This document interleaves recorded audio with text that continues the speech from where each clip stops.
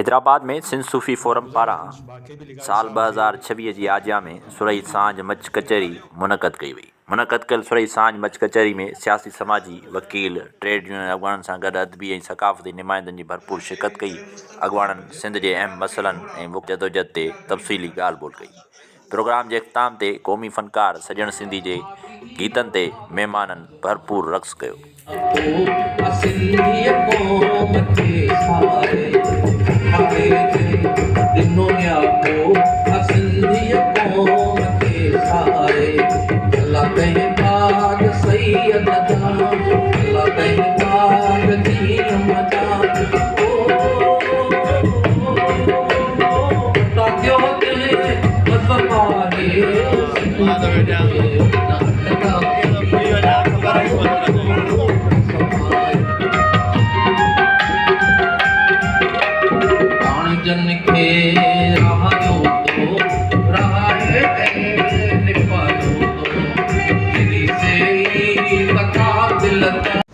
सॼी संगत ते वेठी आहे हुन में इहो ई असां म्याणी में कॾहिं किंजर ते कॾहिं थर में कॾहिं किथे त हुन में असां बच करे ऐं पोइ को सूफ़ी राग वग़ैरह अॼु हींअर आयो आहे। असांजो जेको आहे सूफ़ी फ़नकार सॼण सिंधी पहुची वियो आहे, अचे पियो हिकिड़े मिंट में मुंहिंजे ख़्याल में दाख़िल थी रहियो आहे। त पर असां अॻिले साल बि ईअं कयोसीं त बाबा सिंधूअ ते धाड़ो नामंज़ूर जे नाले सां असां अॻिलो प्रोग्राम कयोसीं ऐं उहो महिरबानी थी जो सभु दोस्तनि हुन में हिसो वरितो। पर मां वकीलनि जे हवाले सां इन जे करे कादर मंसूर बि असांजो वॾो अदीब राइटर वेठो आहे, अनो नाराई साहिबु अॻियां वेठो आहे, त अॻे भेरे बि इहो मनसूब कयोसीं त सिंधू धाड़ो नामंज़ूर। ऐं हिन दफ़े असां उन जिदोजहद में बबले जे उन 13 ॾींहं 14 ॾींहं 15 ॾींहं जिदोजहद में जंहिं तरीक़े सां सिंध जे वकीलनि बहादुरी वारो खावड़ी वारो जेको रोल प्ले कयो उनखे असां ट्रिब्यूट पेश करण जे लाइ अॼु असां हे जेको प्रोग्राम आहे उनखे मनसूब कयो आहे। असां पंहिंजे सिंध जे वकीलनि खे असां ट्रिब्यूट पेश करण लाइ भेटा पेश करण जे लाइ असां इहो प्रोग्राम रखियो आहे। ऐं ॿियो कुझु कोन्हे, इहे आहिनि तव्हांजे सॼा अॻियां आहिनि। मथां हाणे वरी नई जेको आहे माना वरी हिकिड़ी 28वीं तरमीम जी बि तयारी लॻी पई आहे। 6वीं तरमीम में 27वीं तरमीम में त आइन पार्लियामेंट उहे त हलिया विया ऐं उन सां पंहिंजो कोर्टूं त हली वियूं, पर हाणे वञी बचियो आहे मुंहिंजे ख़्याल में वरी हाणे नओं जेको हुन जो आहे जेको सिस्टम त हुन में त जेको आहे माना बाबा NFC अवार्ड खे ॿुधाइणो आहे त 18वीं तरमीम खे ॿुधाइणो आहे। सूबनि सां बि जेको आहे माना छेड़खानी जो प्रोग्राम बि अथनि। पर इन सभिनी शयुनि खे मोजण जे लाइ ऐं सम्झंदो आहियां त भले असां नंढड़ा प्रोग्राम ई कयूं पर उन्हनि जो हिकिड़ो मक़सदु ज़रूरु हुजे। ऐं ठाकुर कमर ज़मान जी ॻाल्हि मूंखे ॾाढी वणी। मूंखे चई त कंहिं वक़्त में हिते हितां जा असांजा जेके शागिर्द हुया उहे बाक़ाइदे हिकिड़ो वॾो हिकिड़ो अपोज़िशन जो रोल प्ले कंदा हुया जेको हाणे असांजा वकील रोल प्ले करे रहिया आहिनि। इन में कंहिं क़िस्म जो को बि इन में को शक ऐं शुबो न आहे त उन्हनि भले कराची जो मोर्चो हुजे, बबर जो मोर्चो हुजे, हैदराबाद जो मोर्चो हुजे, हर मोर्चे ते हर महाज़ ते हर मसइले ते हींअर उहो बाक़ाइदे अॻियां बीठा आहिनि ऐं मुड़सीअ सां बहादुरी सां हिमत सां उहो जेको आहे माना सिंध जो केस जेको आहे माना प्लीट करे रहिया आहिनि। ऐं बबरले में मां सदाईं इहा ॻाल्हि कंदो आहियां त ॾिसो एतिरा 12-13 ॾींहं तहरीक हली पर उते कंहिं बि क़िस्म जो को बि वायलेंस न थियो। रोशन साईं इहो तमामु वॾी तव्हांखे जेको आहे माना हिकिड़ो वॾो क्रेडिट थो वञे त ॾिसो त उन में हिकिड़ो शीशो बि न भॻो। इहो सिंध जो असांजो हिकिड़ो वॾे में वॾो हिकिड़ो मैसेज वियो त असां अदम तशद्दुद जा हामी आहियूं। जीअं साईं जेम्स चयो हुयो मुफ़क़र आज़म त बाबा असां अदम तशद्दुद जे ज़रिए ऐं जमहूरी ऐं सियासी जे ज़रिए असां पंहिंजा जेके माना हक़ वठंदासीं ऐं असां वरितासीं। ऐं हाणे बि आउं ॿुधाइण थो चाहियां त जेकॾहिं असांजो हीउ जेको वतन जेको लखनि सालनि खां आहे, हज़ारनि खनि लखनि सालनि खां आहे, दुनिया वजूद में आई आहे, सिंध वजूद में आयो आहे, सिंधु दरिया वजूद में आयो आहे। जेकॾहिं इन जे 28वीं तरमीम जे हवाले सां जेको हिननि जे दिमाग़ में जेको हिकिड़ो फितनो आहे इन सां जेकॾहिं का छेड़खानी जे हवाले सां थियो त मां चवंदो त पोइ हाणे हिकिड़ो बबरलो न थींदो, पोइ 100 बबरला थींदा। पोइ हिकिड़ो वॾो इस्माइल वसाण न हूंदो, पोइ हिते लखे इस्माइल वसाण पैदा थींदा। ऐं असां इन कंहिं ॻाल्हि खे कंहिं बि तरीक़े सां असां क़बूल न कंदासीं। ऐं हाणे आऊं मुंहिंजे ख़्याल में महफ़िल काफ़ी मची आहे। मां गुज़ारिश कंदुसि असांजो सीनियर सियासतदान बि आहे, असांजो वॾो आहे ऐं असांजो थिंक टैंक जो चीफ बि आहे ठाकुर कमज़म राजपर साहब खे त उहो अचे ऐं असांजे अॼु जे हिन प्रोग्राम जे हवाले सां उहो जेका पंहिंजा जेका माना ख़्यालात जो इज़हार करे। असीं मुबारक था ॾियूं उन्हनि दोस्तनि खे, थोरो हिकिड़ो पासो वठो, त उन्हनि दोस्तनि हिते कामयाबी माणे दरअसल पूरी जमहूरियत के दायमी तरह से हिते उन फाशिस्ट टोले के शिकस्त दी है।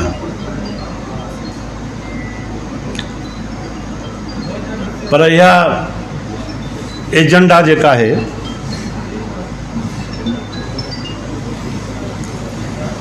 कड़ी एजेंडा, जै एजेंडा के तहत वकील बिरादरी चूंडू करायूं ऐं चूंडुनि जे अंदर हुननि कामयाबी माणी।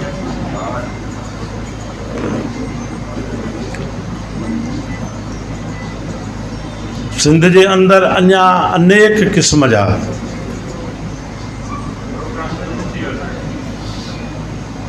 तमाम घना बुनियादी मसला रहा पिया आहिनि। ऐं सम्झा थो पियो त उनखे ज़बरदस्त क़िस्म के एड्रेस करण जी ज़रूरत आहे।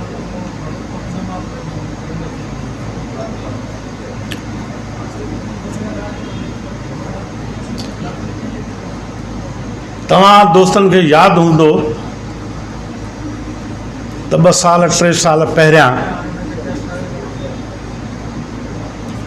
हिते प्रिया कुमारी के अगवा कयो वियो हो, जेको सिंध जी एहतजाजी तहरीक जी एजेंडा ते अञा सैर फ़हरिस्त आहे। न सिर्फ इहो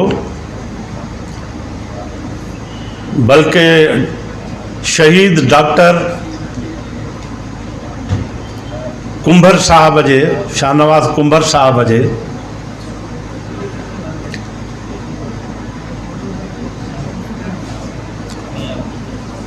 कातलन ते कायम थियल FIR जा मुलज़िम, जिन माण्हुनि ते FIR कटी वई हुई, उनखे गिरफ़्तार न कयो वियो।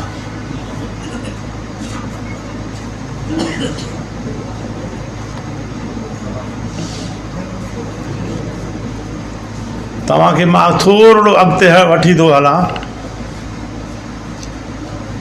त जॾहिं कायद आज़म मोहम्मद अली जिन्ना पाकिस्तान ठहण खां फ़ौरन पोइ यह गाल बांग्लादेश के शहर ढाका में या चिटगांग में तकरीर कंदे चई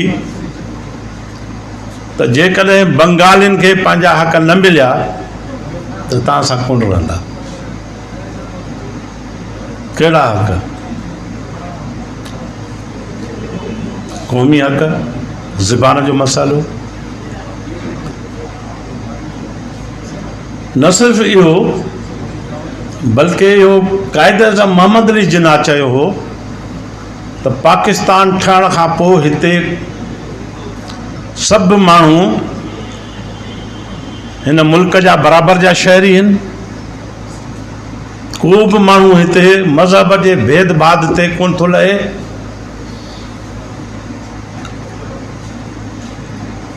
ऐं सख़्त नमूने सां उन इंतहा पसंदीअ जी, उहा मज़हबी इंतहा पसंदी हुजे, ज़बान जी इंतहा पसंदी हुजे या का ॿी इंतहा पसंदी हुजे, उन जी उन मज़म्मत कई हुई।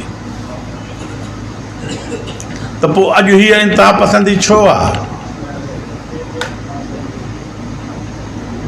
जॾहिं आसिम मुनीर साहब, जॾहिं नवाज शरीफ साहब ऐं जॾहिं मरियम नवाज साहिबा ये ब्रह्मला चवनि था पिया त हिते मज़हबी इंतहा पसंदी जेका वधी आहे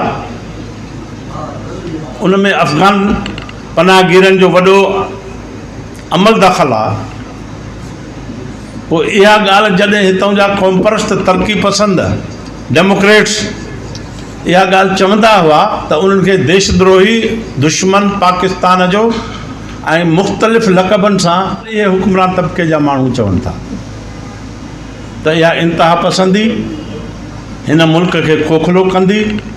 इहे मस्जिदुनि ते हमला, मंदरनि ते हमला, इहे पाकिस्तान जे क़याम जी एजेंडा ते हुआ ई कोन।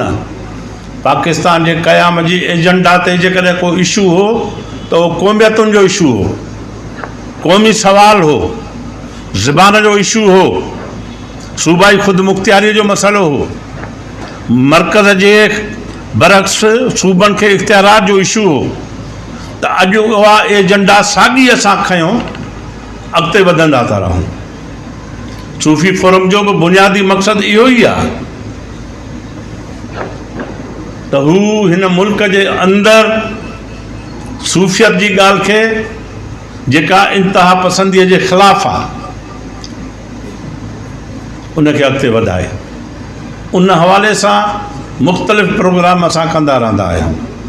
तव्हांजी वॾी महिरबानी। जे सिंध यूनाइटेड पार्टी जे मर्कज़ी नायब सदर साईं अमीर आज़ाद पंवार एडवोकेट साहब खे भले कार चवां थो पियो, हुनजी वॾी महिरबानी, हुनजा लख थोरा। ॾिसूं सुहिणी जा कर ॼाणे नी जंहिंखे रातो ॾींहुं विहारी मन में।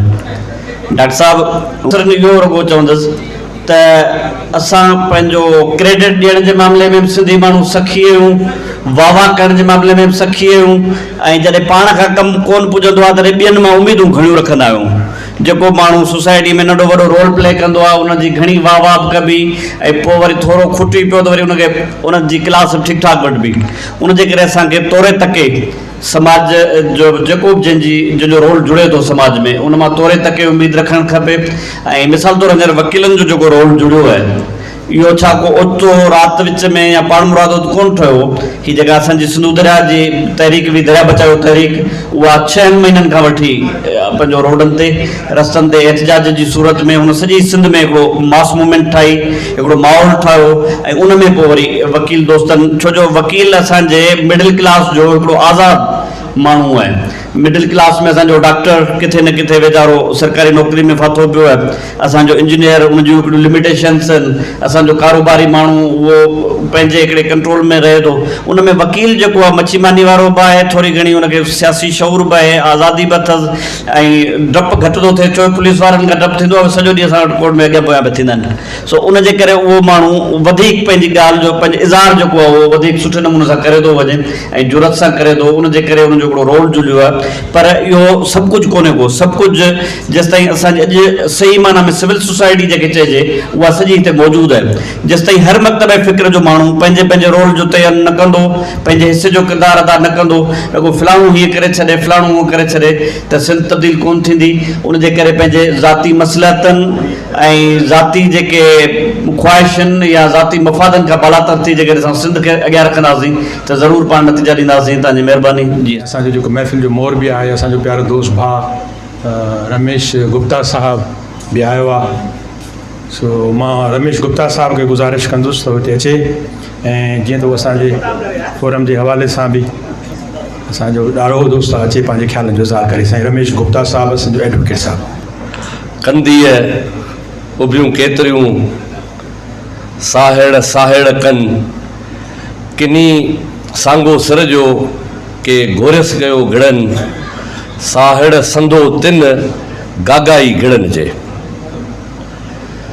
मुंहिंजो प्यारो दोस्त बदर चना साहब, असांजो हिज़ हाइनेस डॉक्टर कमर पंहिंजो मोहतरम कमर ज़मा राजपर साहब, सोजरो सिंधी केतिरा माण्हू नाला खणे, डॉक्टर टेकचंद साहब, मुखी टीकमदास, मुखी सूरज कुमार, असांजो अमीर आज़ाद पंवर, साईं सोलंगी साहब, रोशन सुंदर चांडियो।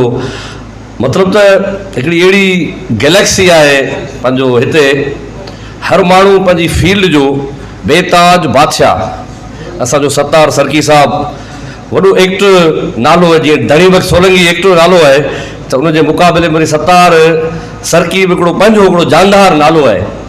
असांजो नेमत खोड़ो साहब, असांजो बाबा क़ौम हैदर बख़्श जतोई जो तसलसल, असांजो जतोई साहब, कामरेड असमा मुगल, ऐं हीउ नओं साल हक़ीक़त में आउं सम्झां थो त सिंध जे हर ज़िले में गैदरिंगूं त थींदियूं आहिनि, पर माइनर माना जीअं गैदरिंगूं चइजनि, हिन क़िस्म जी गैदरिंग आउं नथो सम्झां त को पूरे कराची खे माइनस करे पाण जेकॾहिं सिंध जे समूरनि ज़िलनि जो जेकॾहिं काथो माना ॿधूं, इहा आउं उन पंहिंजो प्रोग्राम जे हवाले सां न, पर जंहिंमें अदबी हल्का बि हुजनि, समाजी हल्का बि हुजनि, सियासी हल्का बि हुजनि, माना 50-60 माण्हुनि में तव्हांखे हर फील्ड जो माण्हू मिले, मेडिकल साइंस सां माण्हू मिले, नेशनलिस्ट जीअं वॾो असांजो इस्माइल वसाण साहिबु, माना 50-60-70 सालनि जे तारीख़ ते मयत जेका जेंट्री आहे उहा तव्हां सां गॾु हुजे, वरी महफ़िल मौसीक़ी हुजे,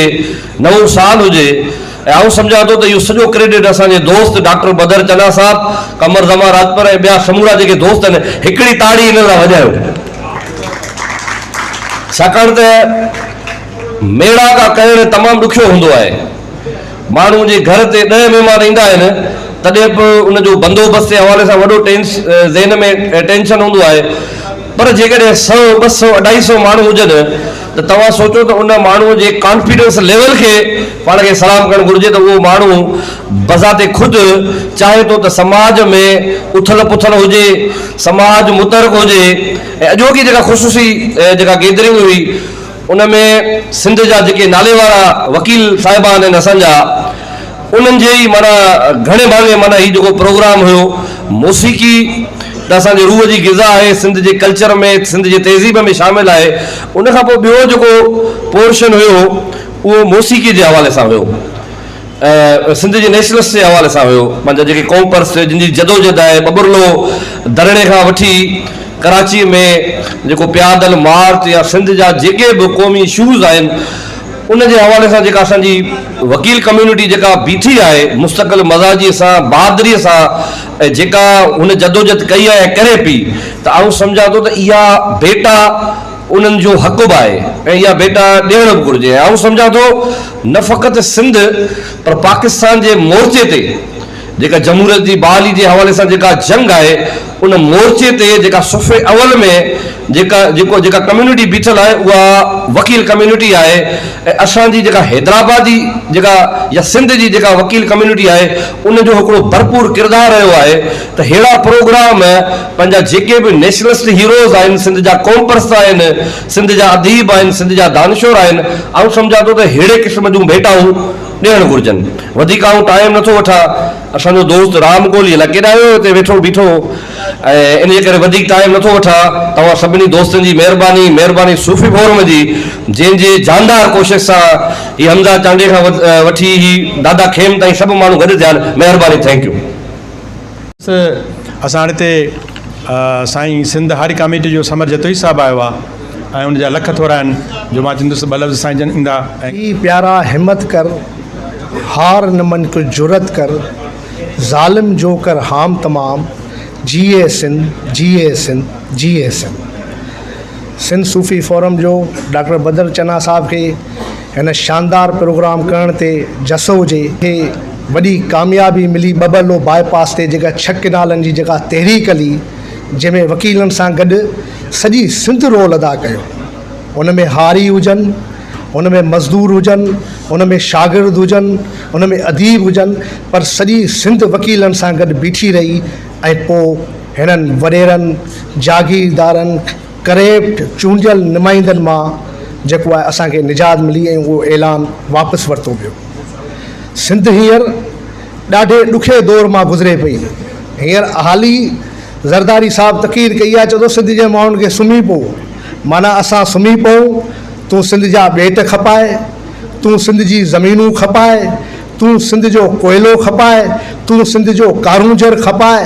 जेतिरे ताईं हिन निज़ाम, हिन करेप्ट वॾेरे जागीरदार चूंडियल नुमाइंदनि मां सिंध जा माण्हू संजीदा थी जान न छॾाईंदा त सिंध अञा भोगदी। अञा 6 किनालनि मां निकिरूं ई कान था त पोइ पीका एक्ट अचियो वञे साफ़नि जे मथां। वरी हींअर 27वीं आइनी तरमीम अची वई आहे, वरी हींअर 28वीं आइनी तरमीम में सूबनि जी ॻाल्हि कई पई वञे। जेको घरां रुसे थो चए थो कराची हमारा, धारी आबादगारी एॾी वधी वई आहे जो सिंधी माण्हुनि जे लाइ त कराची यूनिवर्सिटियुनि में दर ई बंदि कया विया आहिनि सिंधी नौजवाननि जे लाइ, ऐं सिंधी माण्हुनि खे हुते न पियो वॾियो वञे, ऐं जेके धारिया आया आहिनि उन्हनि खे बस्तियूं ठाहियूं ॾियूं पियूं वञनि, सिंधी ॻोठ न पिया आॾा वञनि, अञा ही चवनि था असां जमहूरियत जा दावेदार आहियूं। हिकु करे हुकूमत आहे जेको पीपल्स पार्टी सिंध जे माण्हुनि खे नुक़सानु पहुचायो आहे, उहो तारीख़ में केर बि न पहुचायो, अयूब खान बि न पहुचायो। हिन अरिड़हीं तरमीमुनि जूं बि तॾावेड़ करे छॾी। 1973 आहिनि जेको भुट्टे साहिबु जहिड़ो तेड़ो ठा, उनजी बि ॿेड़ी ॿोड़े छॾी ज़रदारी साहिबु। अचो त 2026 में ऐं सॼी सिंध खे हितां कंदमि त बाबा अचो हिननि वॾेरनि, हिननि जागीरदारनि अहिड़ी का सिंध में तहरीक हले जो ही जेके असेंबलियुनि में वेठा आहिनि, असेंबलियुनि में ही नाकारा आहिनि, हींअर बि कबीलाई झेड़नि में सिंध खे वॾेरनि विड़ाए छॾियो आहे, इन्हनि मां जान छॾायूं। अहिड़ी का मुहिम हले, अहिड़ी का तहरीक हले, अहिड़ो को सिंध में संजीदा प्लेटफॉर्म थिए जेको हिकिड़े झंडे जे नज़रिए ते इलेक्शन विड़ूं ऐं इंशाअल्लाह कामयाब थींदासीं। हींअर बि तव्हां ॾिसो जेके सिंध सां वकील बीठा, अॼु बि उहे इलेक्शन में खटिया जेके सिंध सां गॾु बीहंदा आहिनि, जेके सिंध सां सचा हलंदा आहिनि। उन्हनि करे ई त कामेड चयो छॾायो, उन दौर में चयो हुई छॾायो वॾेरनि खां क़ौमी क़यादत, इन्हनि जी क़यादत में आहे ज़लालत, बपा जे कयूं राशी हुकूमत, फना जे कयूं त इज़त अदालत। हिननि त तबाही करे छॾी आहे, सॼे मुल्क खे करप्शन जे वड़ चाढ़े छॾियो अथनि। जंहिं इदारे में वञो त पैसनि जे सिवा को पनो कान थो चुरे, ग़रीब वेचारा माण्हुनि जो सिविल अस्पताल में इलाज न पिया थियनि, हर शइ ते ई काबिज़ थी विया आहिनि, ठेकेदारी खां वठी क्लार्कनि ताईं, क्लार्कनि खां वठी नौकरियूं विकिणण ताईं। ऐं इहा सॼी सिंध खे अपील कंदुमि, ख़ुदारा जे सिंध बचाइणी अथव, जे ही मुल्क बचाइणो अथव, तो ही पोइ करे जेके हुक्मरान चूंडियल जेका ज़रदारी माफ़िया आहे, जेतिरे ताईं सिंध जा माण्हू इन माफ़िया मां जान न छॾाईंदा, ओतिरे ताईं न सिंध जा वकील, न सिंध जा नौजवान, न सिंध जा हारी, न सिंध जा मज़दूर ख़ुशहाल थींदा। हिननि हींअर त ज़राअत जा ॿेड़ा ॿोड़े छॾिया आहिनि, सिंध जी कणिक जो अशर छा कयो अथनि, सिंध जी सारियुनि जो अशर छा कयो अथनि, सिंध जे टमाटनि जो अशर छा कयो अथनि, सिंध जो वजूद ख़तरे में अची वियो आहे। अॼु बि साईं GM सैयद ऐं बाबा सिंध कामेड हैदर बख़्श जतोई रसूल बख़्श पली जे जहिड़े किरदारनि जी सिंध खे ज़रूरत आहे। असां शाह नाए शहीद शाह अब्दुल लतीफ़ भिटाई जा पैरोकार आहियूं। असांखे तव्हां केतिरा बि कलम हणी छॾियो, 144 कलम हणी छॾियो या फांसी घाटनि ते मोकिले छॾियो, पर सिंध जी धरती सां असांजे वॾनि असांजी क़ौम सां निभायो आहे। असां आख़िरी दम ताईं सिंध जे वसीलनि जी, सिंधू दरिया जी, सिंध जी ज़मीनुनि जी मालिकी कंदा रहंदासीं। आख़िर में मां कामेड जो हिकिड़ो शेर पढ़ी पंहिंजी जॻह वठंदुमि, जिए हारी ऐं मज़दूर, जिए हाराणी पुरनूर, ओढ़े अंदरि सुबुह शाम, जिए सिंध, जिए सिंध, जिए सिंध। पंहिंजे सिंधी सूफ़ी फोरम जे असांजे जेका सरपरस्ती आला डॉक्टर भीखाराम साहिब खे, जेको असांजे साबिक़ वाइस चांसलर बि आहे, त उहे अचनि ऐं इंतिहाई मुख़्तसिर ऐं जामिया ख़िताब पेश कनि। नए साल में पेर रखण खां अॻु में पुराणे साल में असां खां कहिड़ा सुठा कम थिया, पर पहिरें सभ खां पहिरें इहो ॾिसणु घुरिजे त असां खां कहिड़ियूं ग़लतियूं थियूं। उन ग़लतियुनि खे असां अॻिते हली नए साल में न करियूं। प्लस त उन जे करे हाणे इहे बदर चन्ना साहिबु, कमर राजभर साहिबु ऐं असांजा ॿिया जेके बि हिते वकील दोस्त वेठा आहिनि, जंहिंमें नाला सभिनी जा वठंदुसि त देरि थी वेंदी। साईं हारी तहरीक वारा, जतोई ख़ानदान वारा, ॿिया मुंहिंजा दोस्त, कुझु राइटर अदीब। सो हाणे असां खां 2025 में असांजे नौजवान पर्टिकुलरली असांजे वकीलनि जी अॻुवाणी कई ऐं असांजी क़ौम उथली हुननि सां गॾिजी पई। इहो असां चङो कमु कयो आहे ऐं इन चङे कम खे असांखे जारी रखण जी ज़रूरत आहे। बाक़ी ग़लतियूं असां कयूं आहिनि, हर को माण्हू ख़बरी दोस्तनि ते घणो ॻाल्हाईंदासीं त डेग घणी थी वेंदी।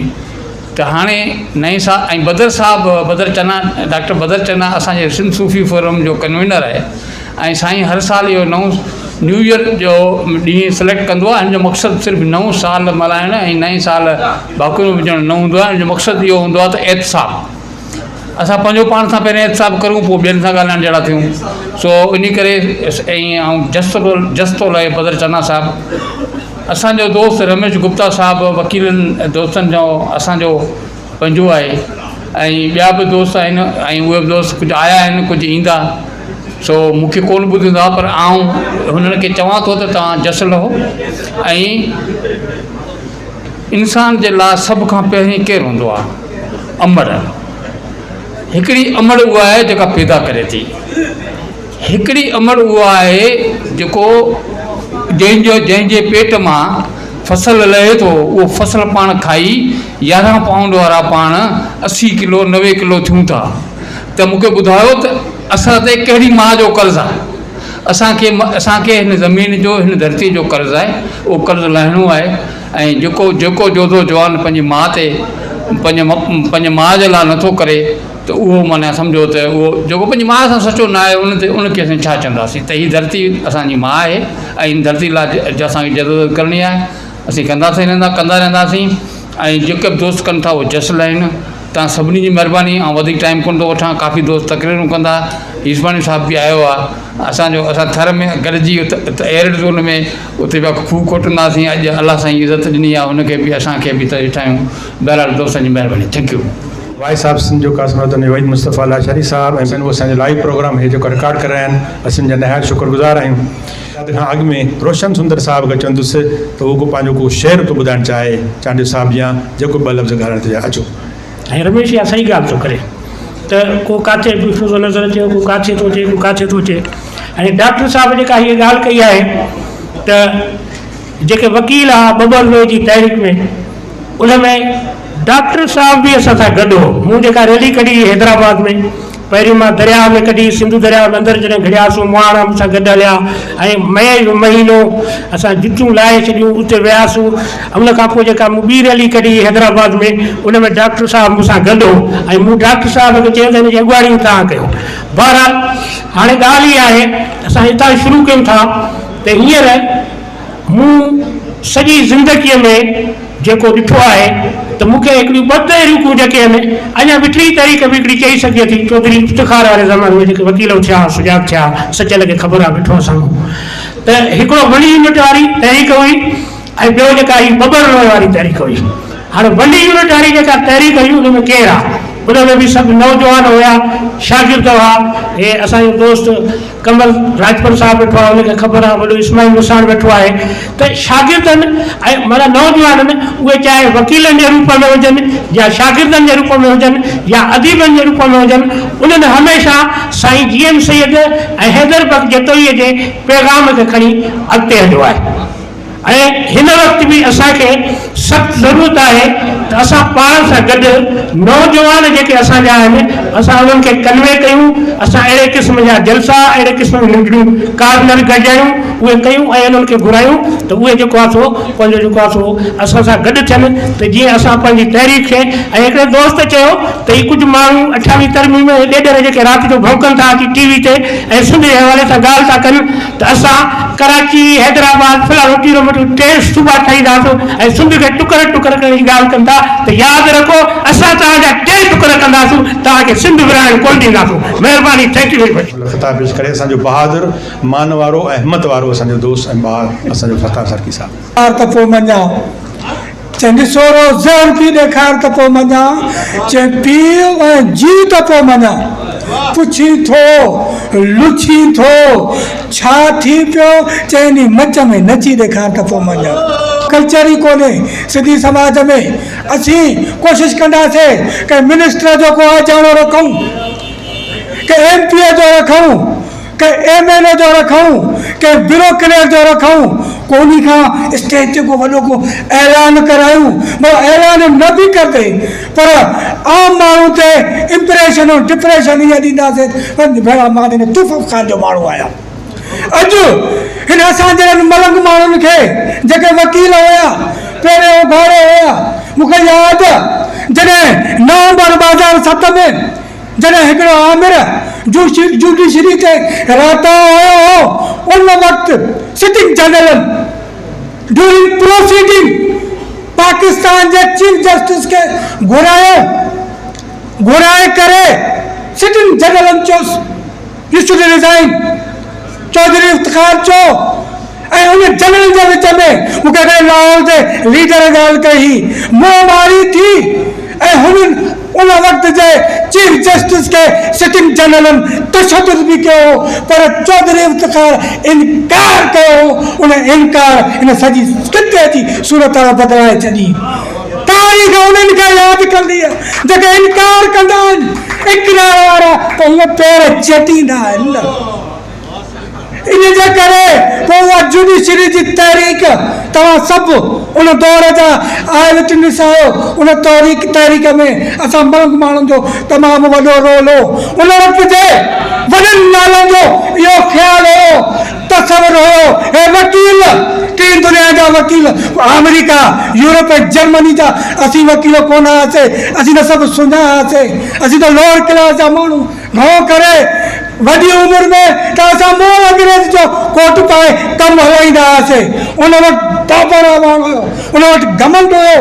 उहो चए पियो त उन वक़्तु बाबर आवाम पंहिंजे खज़ाननि जा दरवाज़ा खोले छॾिया हुया। वकीलनि जी ख़रीद फ़रोख़्त हुई। जॾहिं 2008 में पीपुल्स पार्टी आई, पोइ सभिनी वकीलनि जी ख़रीद फ़रोख़्त कई, जेका ही जमूरियत आहे, लूली चओ, लंगड़ी चओ, कंट्रोल डेमोक्रेसी चओ, जहिड़ी चओ, इहा वकीलनि जी जदोजहद असांजी 2007 खां 2009 ताईं न हुजे त हिते पाकिस्तान में जमूरियत जो नालो निशानी न हुजे।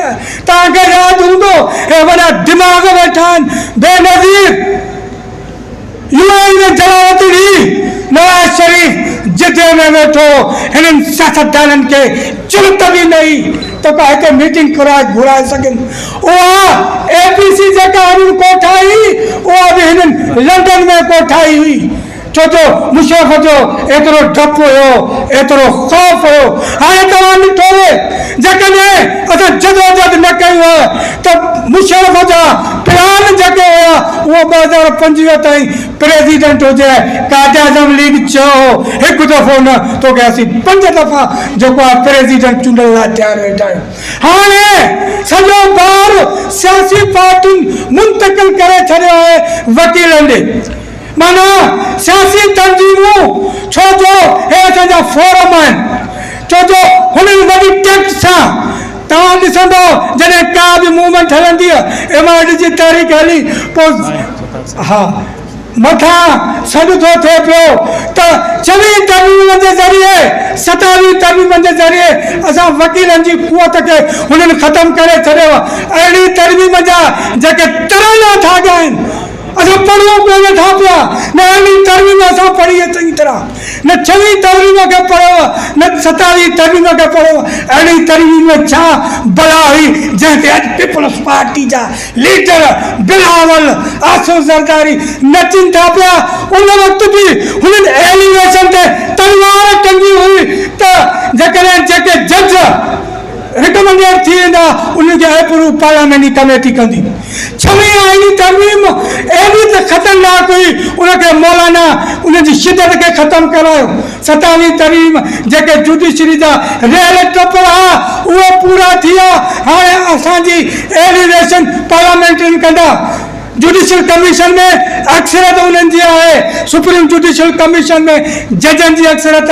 हाणे जजनि जी ट्रांसफर 26 तरमीम में इहो हो, उनजी कंसेंट सां उनखे बदिली कयो वेंदो। हाणे कंसेंट बि न, हाणे पार्लियामेंट जी मर्ज़ी आहे, उनजी मर्ज़ी आहे त जेके बि जज एलिवेशन लाइ खणी अचनि, ॿियो कंहिंखे पुछणो ई कोन्हे।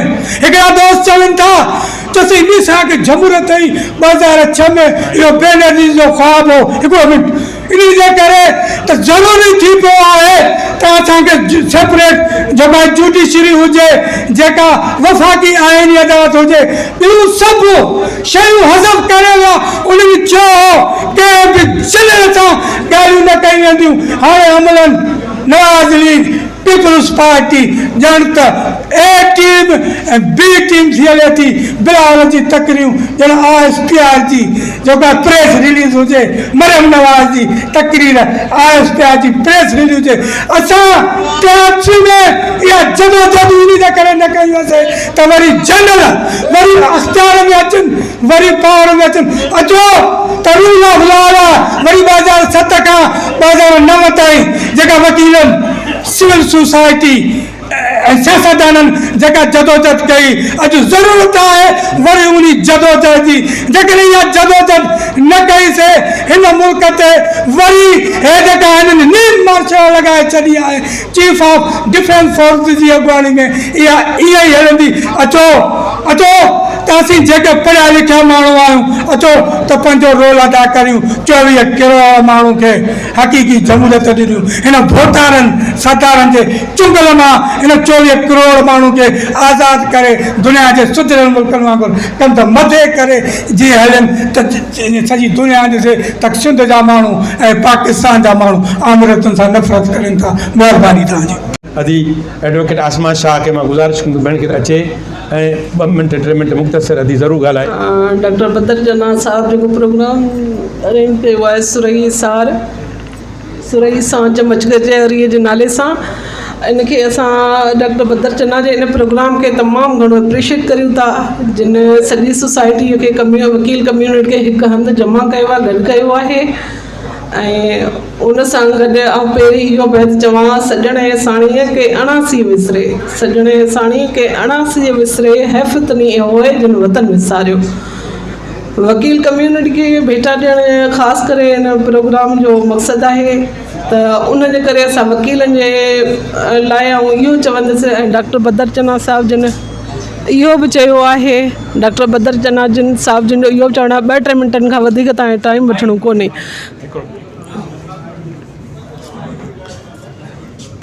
त कंटिन्यू कयो बेटा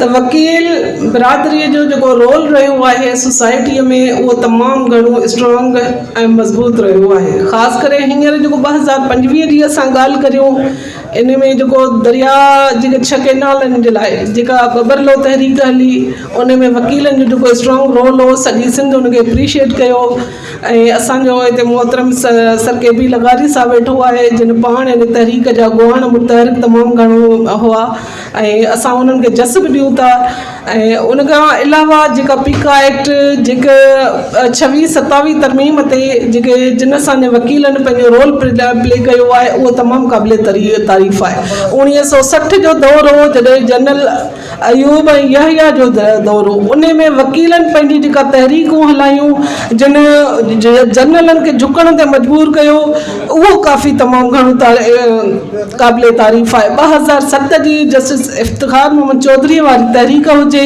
उन में जंहिंमें आइन अदलिया कानून जी वकार जी बालादस्ती हिकिड़े शख़्स जी उहा बहाली कान हुई उहा अदलिया आइन ऐं कानून जी बालादस्ती हुई त बहरहाल वकील कम्यूनिटीअ हर फोरम ते पंहिंजो किरदारु अदा कयो आहे ऐं आख़िर में सॼी सिंध जे लाइ इहो शाह जो बैत चई जाए वठंदसि साईं मसदाईं करे मथे सिंध सुकार दोस्त मिठा दिलदार आलम सब आबाद करी असां छा विञायो छा हासिल कयो मूंखे 2025 में फ़ख्रु थींदो असां हैदराबाद का कुछ दोस्त चवन था यो इत्तफाक़ी हो के चवन था महीने जो छाकाणि त हिते मौज़ू इहो आहे न को इहो इत्तफाक़ी हो न को इहो महीने जो ही वकीलनि जो ही सिंध जे माण्हुनि सां जेके 15-17 सालनि खां जेके जमहूरियत जे नाले ते ज़्यादतियूं आहिनि जेका कावड़ हुई जेको गुस्सो हो उहे ज़िया लंजा जो जेको बाणे जो बाइटो लंजा जे SP आॾो बि टकराव में अची बीह रहा इहा का मामूली ॻाल्हि कान हुई चङा भला माण्हू ॾिसणा वाइसणा माण्हू अदीब शाइर दानिश्वर जॾहिं हुन जूं मंडियूं लॻियूं पियूं हुजनि सरदार शाह जे पेरनि में पिया हुजनि उन वक़्तु सिंध जो वकील हो जेको मई जे लुकनि में बबरले जे मैदान में पंहिंजी सिंध मां सां मल्हाए रहियो ॿिए पासे उहे बि असांजा लीडर हुआ जिन इहो चयो पए उते आया पए तकरीरूं करे पए विया पर उन खां पोइ जॾहिं उन्हनि ॾिठो सिंध जे माण्हुनि असां ते एतमाद न कयो, उन्हनि जी जेका जदोजहद पई हली सिंध जे माण्हुनि उनखे मोट न ॾिनी, पर जॾहिं लखे माण्हुनि सिंध जे वकीलनि खे लबैक कयो त इहा जदोजहद उन्हनि खे हज़म थियण न लॻी। उन्हनि इहो चवणु शुरू कयो त सॼी सिंध खे हिकिड़ी साज़िश तहत बबलो जे मैदान में विहारे छॾियो। इहा साज़िश जदोजहद जे ख़िलाफ़ हुई, इहा तंज़ सिंध जे किरोड़े माण्हुनि जे ख़िलाफ़ हुई। सिंध जो वकील 2007 में बि जदोजहद में हो, 2025 में बि हो। हींअर छा आहे, हींअर बि उहे माण्हू हिकिड़े पासे सरकार आहे, पीपल्स पार्टी जी सरकार, उन्हनि जा करप्ट मिनिस्टर ॿारनि जे लाइ पैसा खुलिया पिया आहिनि, उन्हनि जा गुरू नौकरियूं इंश्योरेंस सरकारी वकील, उन जे बावजूदि सिंध जो गैरतमंद वकील विड़े पियो ऐं मज़ामत करे पियो। तंहिं करे आउं चवां थो को बि इन माण्हू इन ख़ुशफ़हमी में न रहे। असां रुगो ॿ टे बुनियादी ॻाल्हियूं करियूं था। जॾहिं सिंध जूं सहाफ़ती तंज़ीमूं बि सुम्ही रहियूं हुयूं, पीका एक्ट ख़िलाफ़ जेकॾहिं को सॻो आवाज़ हो तो सिंध जे वकीलनि जो। मञूं था वकीलनि में सवे मसइला आहिनि, हज़ारे उन्हनि में मसइला हूंदा, मुख़्तलिफ़ ग्रुप आहिनि, मुख़्तलिफ़ पार्टियुनि सां तालुक़ रखनि था, पर उन जी नेक नियती ते कंहिं बि तरह शक नथो करे सघिजे। माण्हू हिकिड़े SSP आॾो झुकी था पवनि। असां चऊं था हिन मुल्क में रूल ऐं हुक्मरानी जो हक़ कंहिं बि जनरल खे कोन्हे, कंहिं बि फील्ड मार्शल खे कोन्हे। तूं 1 2 थी करे सियासी पार्टियुनि खे हलाए। कल पीपल्स पार्टी या नवाज लीग अताब जो शिकार हुई, अॼु PTI अताब जो शिकार आहे, तो सुभाणे का ॿी पार्टी हूंदी। असां फील्ड मार्शल जो लॉ, असां इन्हनि जनरलनि जो लॉ उनखे रद्द करियूं था। न रुगो सिंध में असां आवाज़ उथारियो, पर तख़्त लाहौर में बि KB साहब वेठो आहे, असांजा वकील साथी, उते बि असां उन्हनि, असांजी भेण राबिया बाजरा हुजे या ॿिया साथी हुजनि, उन्हनि सां गॾु बि इहो आवाज़ उथारियो त हिन मुल्क में हक़ हुक्मरानी जो हक़ कंहिं जनरल खे न, पर किरोड़े माण्हुनि खे आहे त उहे फ़ैसिलो कनि हिन मुल्क में कंहिंजी हुक्मरानी थियणी आहे, कंहिंखे हुकूमत करणी आहे।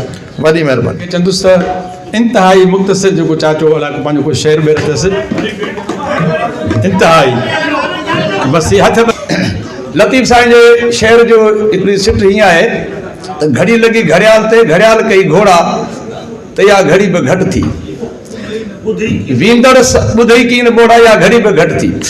हाणे वींदड़ साल जेको हुयो इहो असांजी ज़िंदगीअ जो हिकिड़ो साल घटियो आहे। ईंदड़ साल जेको असांखे अॻिते वठी हलंदो। साल में छा वियो, छा वापरियो, हर शइ जो हिकिड़ो पंहिंजो हिकिड़ो मैदान थींदो आहे, उन मैदान सां ॻाल्हियूं थींदियूं आहिनि। अॼु जेको असां गॾिया आहियूं उहो हिन सॼे साल जे जंहिं अज़ाब मां गुज़रियासीं उन खे मुर्कुनि में तब्दील करण लाइ आहियूं त असीं चहिरनि ते मुर्क रखूं, मुर्की ॻाल्हायूं, मुर्की हिक ॿिए खे ॿुधायूं त असां कहिड़ियूं कहिड़ियूं शयुनि मां गुज़रियासीं। हाणे पहिरियां त मां डॉक्टर बदर साहब खे गुज़ारिश कंदुसि, हिन प्रोग्राम खे मनसूब थियल आहे वकीलनि ॾांहुं। हाणे जेकर हीअं मां चवां त 26वीं तरमीम 27वीं तरमीम पोयां तरमीम ते बहस त कंदा रहूं था, पर ॻाल्हि हीअ आहे त ॿिली किरी खूह में बदबू थी, माण्हू विया, वञी हुननि चयो साईं ॻाल्हि इहा आहे त ॿिली किरी पई आहे, मौली साहब हाणे को ॾस ॾे। हुन चयो बाबा तव्हां 10 बाल्टियूं कढो त साफ़ु थी वेंदो। हुननि 10 कढियूं, वरी 10 कढियूं, बदबू न थिए वई, वरी वियसि साईं मौली साहब ॻाल्हि इहा आहे त बदबू त वञे कान थी। चई बाबा ॿिली कढी अथव? चई न साईं ॿिली कोन। चए पहिरियां ॿिली त कढो। सवाल आहे आइन जो, ऐं अॼु बि मां तव्हां चवां थो त आइन खे रिविज़िट थियणु खपे ऐं इहो पार्लियामेंट जी ज़िम्मेदारी आहे। छाकाणि 73 जो आइन जेको आहे उन लाइ मुंहिंजो इख़्तिलाफ़ु आहे। पोइ न चऊं ग़लति आहियां या सही आहियां, पर उहो इख़्तिलाफ़ु आहे। इख़्तिलाफ़ु छा जो आहे, उन वक़्तु जेका हुई असां वटि असेंबली कान हुई। 70 जी इलेक्शन में जेका असेंबली हुई उहा असेंबली 71 में मुल्क टुटण खां पोइ उन असेंबली जो वजूद ख़तम थी चुको हो, मगर ज़बरदस्ती जेको आहे सो मरी वई। हाणे असीं चऊं था त उहा जेका शइ जो बुनियादी कोन्हे को, त असां ॿियनि शयुनि ते तबसरा करियूं था। पहिरियां इहो असांजी डिमांड हुअणु खपे सिंध जे माण्हुनि जी बि ऐं सभिनी 4 सूबनि जी, त पहिरियां तव्हां लेजिस्लेटिव असेंबली आणियो, रिविज़िट कयो, नए तरीक़े सां आइन ठाहियो जे माण्हुनि जे जज़्बनि जो एतिराम थिए, इंसानियत जो क़दुरु थिए।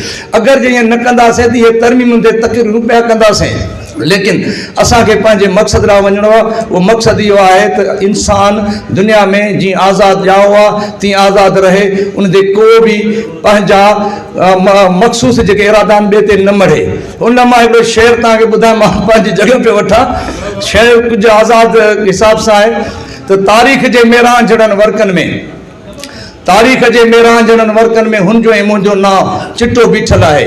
हुनजे नाले पुठियां ग़ुलाम इब्न ग़ुलाम जी डिघी कतार आहे ऐं मुंहिंजे नाव अॻियां शींहं जी गजगोड़ आहे, अहवाननि में ट्रोड़ फोड़ आहे।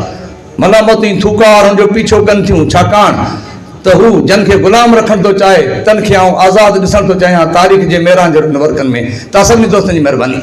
ॾाढा सिलेमा डायरी असांजो वकील दोस्त आहे, मुंहिंजो वॾो बि आहे, उहो हुनखे हिकिड़ो को शहर चए थो त मूंखे जेको ॿुधाईंदुसि अचे अखियुनि ते।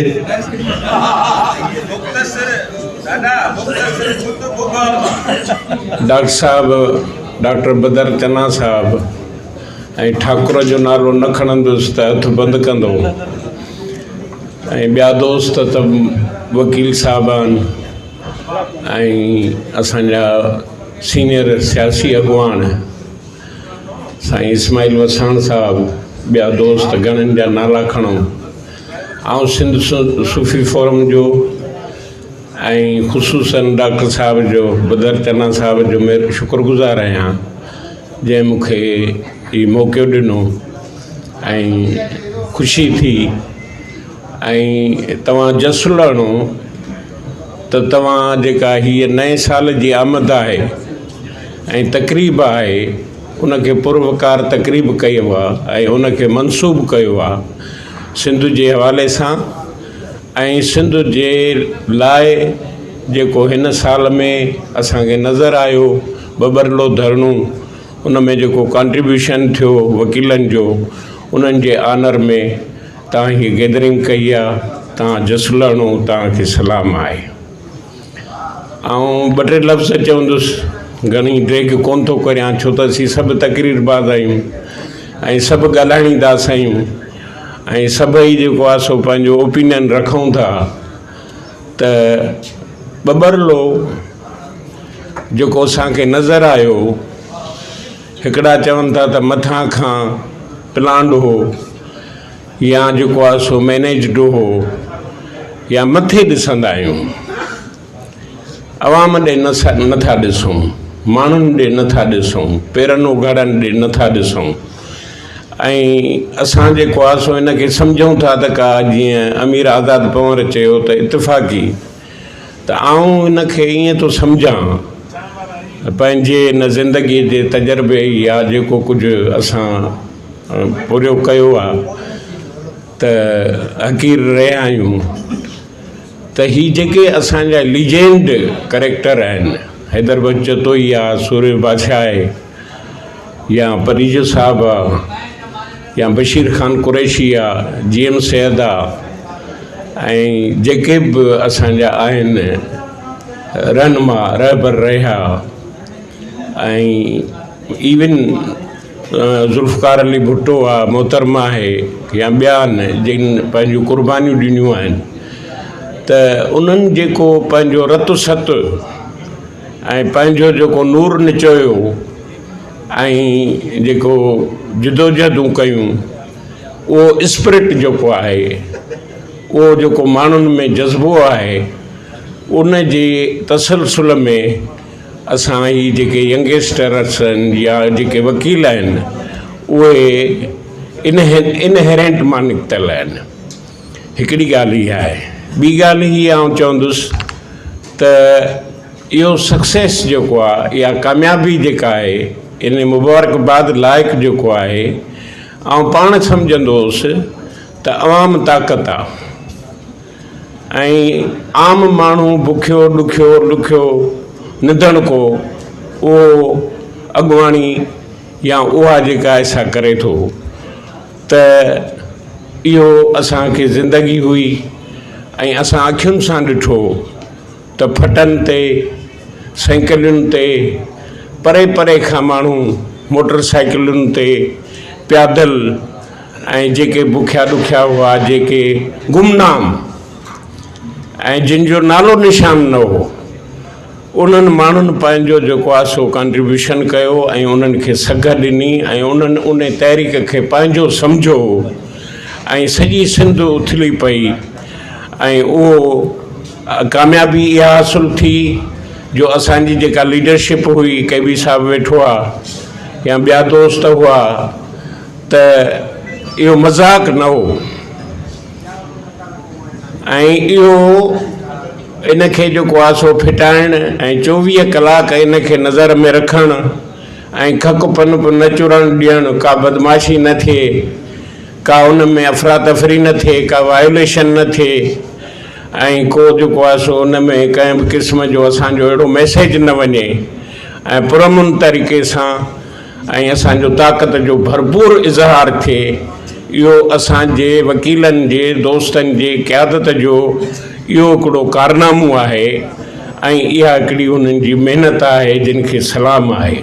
हिन साल वॾे अफ़सोस सां चवणो थो पए त असां कामयाबियूं बि हासिलु कयूं आहिनि पर असांजो प्यारो दोस्त ऐं ॿिया बि घणेई दोस्त उहे विछड़िया आहिनि। डॉक्टर आकाश अंसारीअ खे बि बुलाइण उहो जेको आहे सो असां नथा करे सघूं त आऊं इहो ट्रिब्यूट जेको आहे हुन जे लाइ अयाज़ हुन जो उस्ताद बुखारीअ जो शेर आहे त असीं रीह संभाल किरोड़नि में ऐं पहिरें हेठि बि ख़तरनि में असीं रीह संभाल किरोड़नि में ऐं पहिरें हेठि बि ख़तरनि में असीं सच सारा ऐं कच कावा असीं टकरूं था तव्हीं टुड़को था असीं बीठा आहियूं लोह लॻा ऐं को परे त बि छिड़को था असीं ट्रूअ कड़ा ऐं अवी गिदरा असीं पखड़ूं था तव्हीं पटिजो था त ही जेका ॻाल्हि कनि था ऐं हर तहरीक जॾहिं कामयाबु थींदी आहे त उनखे कैपिटलाइज़ करणु उनजो क्रेडिट खणणु उन में डेंट विझणु ऐं उन खे डिस्टर्ब करणु इहे सभु थींदा आहिनि या प्रैक्टिस आहे या स्टेट जी या हुकुमराननि जी पर उहे ॿुधी छॾीनि त ही मज़ाक़ न आहे हीअ क़ौम आहे।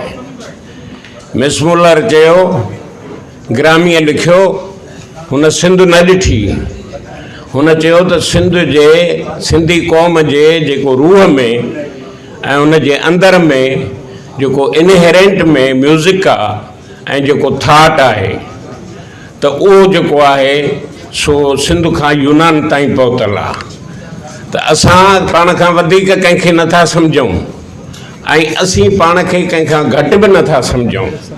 हिकिड़े ॾाहे चयो आहे त Greece is the land where wit and wisdom is cultivated.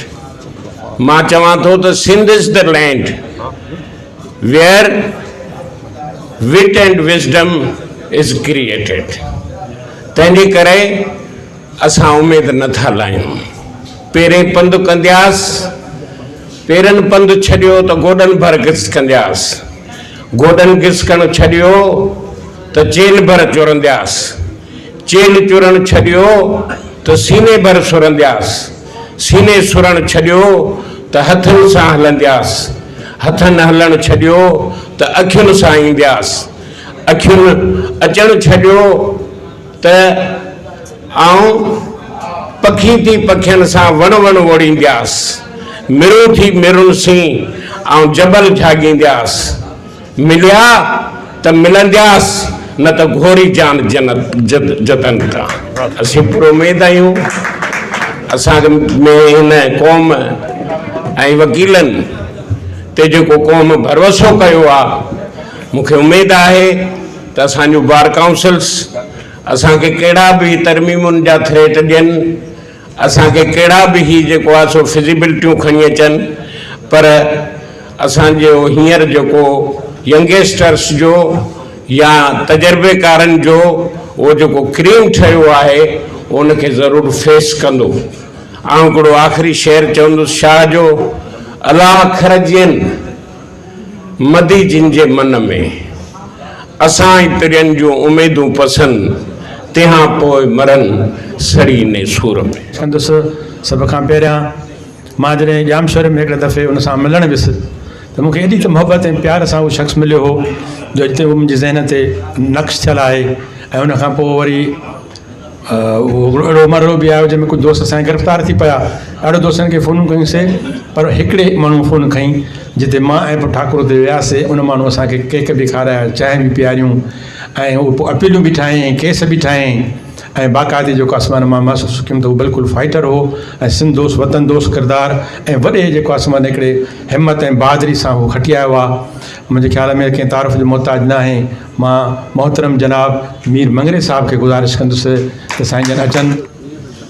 मुख़्तसर ॻाल्हि ॿोल करण जी दोस्तनि खे बि गुज़ारिश आहे ऐं बि कोशिशि कंदुसि त मुख़्तसर ॻाल्हायां।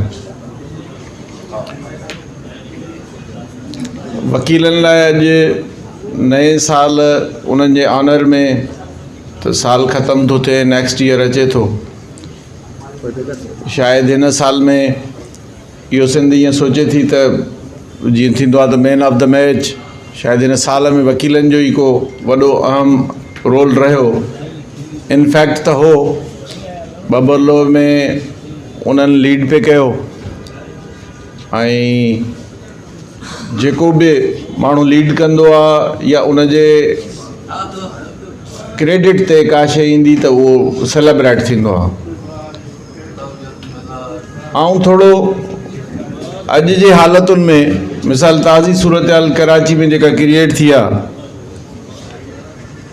अॻ में एडवोकेट मूवमेंट कीअं हुई, हाणे कीअं आहे ऐं फ्यूचर में उन मां कहिड़ी तवक़ा रखे सघिजे थी, उन ते थोरो मुख़्तसर ॻाल्हि ॿोल रखंदुसि। हिन मुल्क में जॾहिं शागिर्द यूनियन हूंदी हुई, शागिर्दनि खे पंहिंजे गुफ़्तगू करण जो इज़हार हो त शागिर्दनि जो हिन मुल्क में रोल ठहियो। स्पेशली सिंध में अदीबनि सां गॾु 1 यूनिट जो दौरु हुजे, ज़िया जे मार्शल लॉ जो दौरु हुजे, उन्हनि जो हिकिड़ो पंहिंजो कैरेक्टर ठहियो। पर सुतती उन कैरेक्टर खे हितां जे उन धुरियुनि जेके उन जे किरदार खां, शागिर्दनि जे किरदार खां ख़ाइफ़ हुआ, उन्हनि उनखे पॉल्यूट करण जी कोशिशि कई। शागिर्दनि जे अंदरि हिकिड़ो क्राइम कल्चर, गुंडा कल्चर जॾहिं डेवलप थियो त क़ौम उन्हनि मां इंट्रस्ट, दिलचस्पी वठणु, उन्हनि खे अहम सॾणु जेको आहे सो बंदि करे छॾियो। सो मूं ॻाल्हि बि कई त प्रेस जो हिकिड़ो दौर हो, प्रिंट मीडिया 90s में, 90s जो सॼो डिकेड जेको आहे उन में प्रेस उरूज ते हुई ऐं टंडो बहावल जहिड़े वाक़े में आउं सम्झां थो त सभ खां वॾो सिंधी प्रिंट मीडिया जो रोल हो। पर सुतती सहाफ़त खे बि ईअं ई पॉल्यूट कयो वियो ऐं शयूं हिकिड़े ॾींहं में पंहिंजे लेखे आउं सम्झां थो त कोन थियूं थियनि, वक़्तु लॻे थो उन्हनि खे ख़राबु थियण में। ईअं ई हिन मुल्क में जिते ट्रेड यूनियन न हुजे, शागिर्द यूनियन न हुजे ऐं जिते सहाफ़ती तंज़ीमुनि जो बि हाल न हुजे, उते जॾहिं बार एसोसिएशन्स में कंटिन्यू इलेक्शन्स थियनि थियूं, हर साल थियनि थियूं, बार काउंसिल जी इलेक्शन 5 सालनि में थिए थी, त बारुनि जो हिकिड़ो मुल्की सतह ते आउं सम्झां थो त रोल ठहियो। मुशर्रफ जे टाइम में मुसलसल तव्हां ॾिसंदा त 2 पॉलिटिकल पार्टीज़ जेके वॾियूं हुयूं, नवाज़ लीग या पीपुल्स पार्टी, उन्हनि जा 2 लीडर एग्ज़ाइल में हुआ ऐं उन्हनि पार्टियुनि जो को बि रोल कोन बचियो। उन टाइम ते वकीलनि जेको किरदारु अदा कयो, उन खां पोइ उन्हनि पॉलिटिकल पार्टीज़ खे ख़ुदि स्पेस मिलियो ऐं मुशर्रफ खे हू कढण में कामयाबु विया।